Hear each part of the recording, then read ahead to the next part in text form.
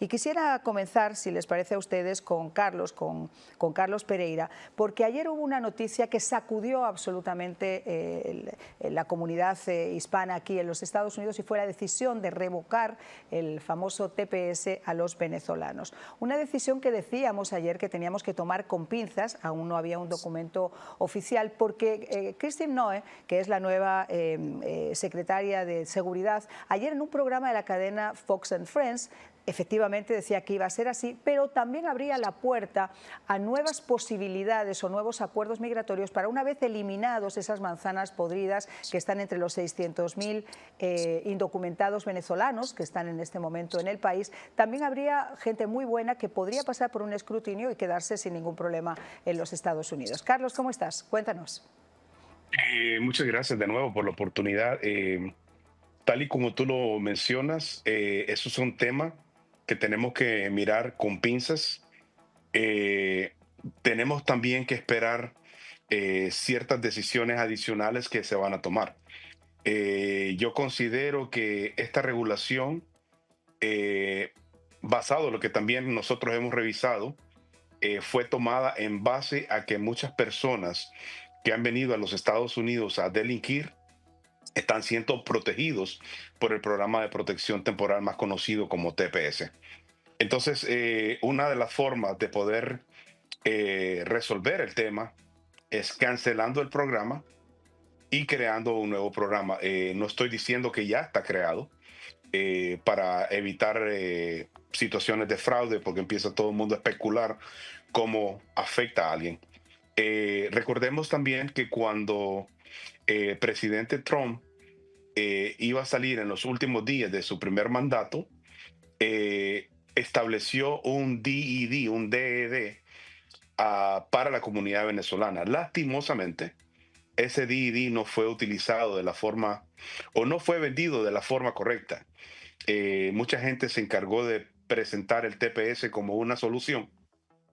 Y es cierto, es una solución temporal, como su sigla lo dice, pero al final del día no te conlleva a un beneficio migratorio permanente, como pudiera ser el DED, basado en la experiencia que ya tuvimos en años anteriores con la ley NACARA. Toda esa gente estaba en un DED y eventualmente fue beneficiada con una regulación pasada en el Congreso. Se llamaba la ley NACARA, era todas las víctimas del comunismo y de la Guerra Fría. Entonces, es un punto importante que si se llega a dar un DED para la comunidad venezolana y para cualquier otra comunidad, hagamos un marketing, lo empujemos, porque eso sí podría darle el beneficio eventualmente directo de parte del Congreso a la comunidad venezolana con un estado más permanente. Voy a conversar con Ricardo. Él es abogado, es además profesor, es analista, porque esto ha generado muchísimas dudas, el tema de las deportaciones. Sí. Se ha sacado de contexto, en muchos casos de forma malintencionada por los medios de comunicación ultraliberales, pero es cierto también que hay una base que fue votada por millones de personas este 5 de noviembre, donde la gente quiere que se limpie la gente o esas manzanas podridas que, como decíamos, han entrado. Importante destacar, y yo insisto en esto, hasta este momento todas las deportaciones se han centrado en personas que tenían antecedentes delictivos. No ha habido ninguna otra persona sin esos antecedentes que se haya ido. Hoy ha habido una noticia que ha llamado la atención, y es que se están comenzando a preparar las instalaciones para migrantes con capacidad de hasta 30.000 personas en la bahía de Guantánamo. Vamos a escucharlo, si le parece, y lo comentamos. Muy bien.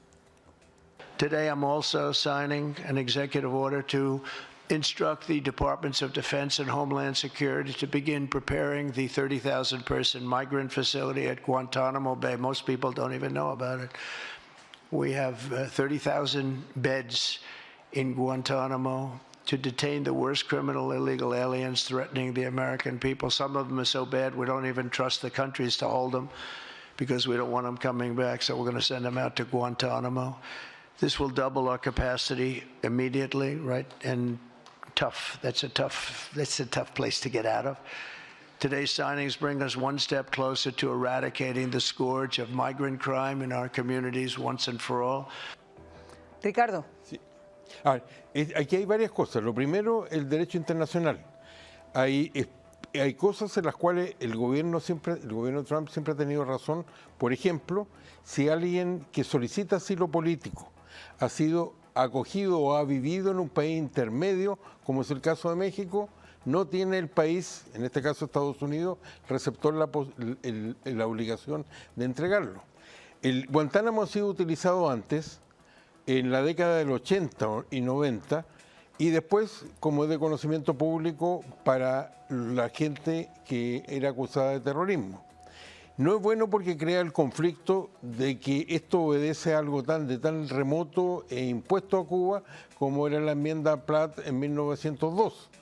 Pero el tema de fondo es que quizás esto es también la imitación a una experiencia que ha empleado un país que es tan exitoso como Canadá en recibir inmigrantes, como es el caso de Australia. Australia arrendó islas de otros países como Indonesia para colocar allí cuando se vio amenazado por grandes masas de inmigrantes. Algunos de ellos llevan muchos años allí sin que eso tenga ninguna salida. El tema de fondo yo creo que sigue siendo que existe el derecho de Estados Unidos. Democráticamente no hay nada que discutir. Esto fue discutido, se dijo lo que iba a hacer, esto es profundamente apoyado. También tiene el derecho legal de no aceptar a inmigrantes que no han seguido un proceso regular de inmigración. Ese es el tema de fondo y desde el punto de vista del derecho internacional, todo país tiene la obligación de recibir a un nacional, porque existen derechos para esas personas al mismo tiempo que no existe un derecho para emigrar. Eso es una concesión que hacen los países distintos, plantear que los inmigrantes tienen derechos.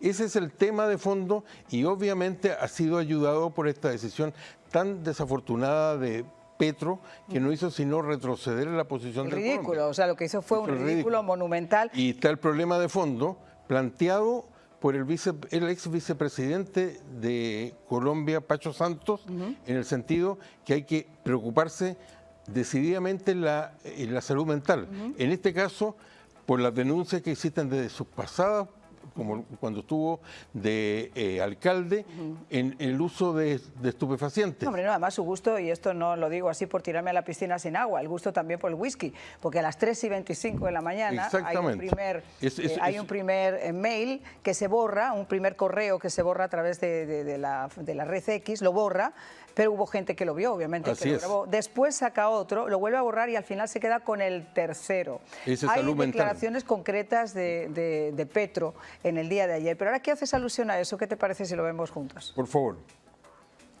Quitando esa nebulosa, hay una serie de lecciones que hay que aprender de ellos y de nosotros. De ellos supongo de que no tienen que sacar esposados las personas que desean sacar de su propio país. Allá habrá una discusión política sobre, por ejemplo, si no están repitiendo el mismo error de los alemanes en 1943.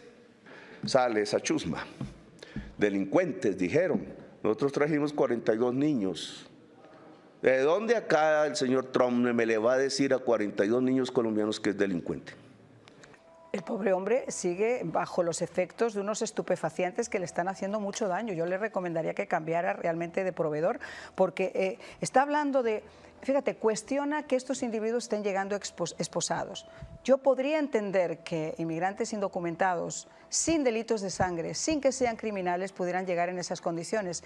Esos 2 aviones militares con esas 160 personas que se iban a enviar, eran personas que habían cometido todo tipo de delitos, que tenían además antecedentes legales más grandes que el papel higiénico de la casa de uno. Es decir, esta gente son delincuentes, son criminales. Y si usted le quiere, señor Petro, recibir en su casa con flores, bendito sea usted y su conciencia. Si usted le quiere mandar el avión presidencial que lo recoja, bárbaro. Pero de aquí salen como lo que son delincuentes, criminales, violadores y abusadores de niños. Es seguridad mínima y aún cuando no se hace un traslado en un avión y se lleva una persona en otro avión, siempre están rodeados por policías de uno de los 2 países. Esa es la seguridad mínima que hay acá. Pero el tema de fondo que plantea Petro es una necesidad que en todo país ciertos cargos como ministros, senadores, representantes, y por supuesto los presidentes de la República, se haga público su salud mental y sobre todo el consumo de alcohol o de estupefacientes. Maybord, tú estás en Nueva York, hemos hablado, hemos conversado en numerosísimas ocasiones sobre los efectos que esta inmigración ilegal, y no estoy hablando del señor que ha llegado con su familia, que a pesar de haber entrado ilegalmente a este país, por lo menos cumple ciertas reglas. Estoy hablando de todos esos criminales que han elevado la inseguridad en Nueva York a un exponente absoluto, el metro de Nueva York que tú nos comentabas. Cuéntanos cómo ha sido tomada esta noticia y cuál es realmente el sentir de ustedes como neoyorquinos. Mira, Marian, aquí hay dos narrativas. Hay que recordar que la ciudad de Nueva York es una ciudad donde un gran porcentaje de personas son progresistas y son de la línea doctrinaria de Gustavo Petro y por supuesto de otros líderes de izquierda latinoamericana que ven en este proceso en el que se está tratando de sacar a los criminales de las calles un mecanismo para beneficiar su propia narrativa y acusar al imperio no solamente de ser racista, o como escuchamos ayer a Gustavo Petro, de ser nazis y de utilizar las mismas técnicas que luego van a traer consecuencias graves para la economía de los Estados Unidos, implementando una serie de mentiras con el ánimo de sacar provecho de todo esto que está ocurriendo. Y está el otro grupo de neoyorquinos que están agotados ante la presencia de criminales, particularmente de criminales de las bandas, que hoy en día pues se están hablando ya de bandas terroristas, pero son personas que estuvieron en cárceles en Venezuela y en muchos otros lugares, que aprovecharon las ventajas de la política de fronteras abiertas, que se internaron en los grupos humanos que estaban saliendo de muchos países para buscar una segunda oportunidad económica, vinieron a la ciudad de Nueva York, se aprovecharon de las ayudas sociales del gobierno, tanto de la ciudad como del estado, e incluyendo también los beneficios del gobierno federal, y contrario a lo que hizo el grupo que sí estaba tratando de conseguir una segunda oportunidad, se dedicaron a delinquir y a construir unos mecanismos de crimen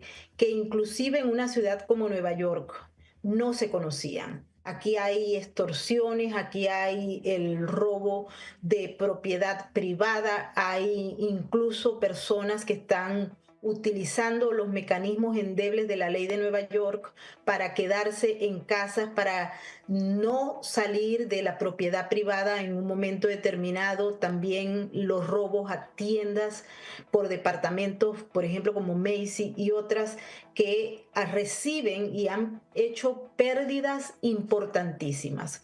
Cuando se toman, entonces los neoyorquinos dicen, bueno, es importante acabar con esto. Y se tuvo un conocimiento por muchos de los elementos que se presentaron ante las autoridades, que muchas de esas personas justamente estaban siendo beneficiadas con el dinero que paga el contribuyente. Nosotros en Nueva York pagamos 3 tipos de impuestos: el impuesto federal, el IRS, el impuesto del estado de Nueva York y el impuesto de la ciudad de Nueva York.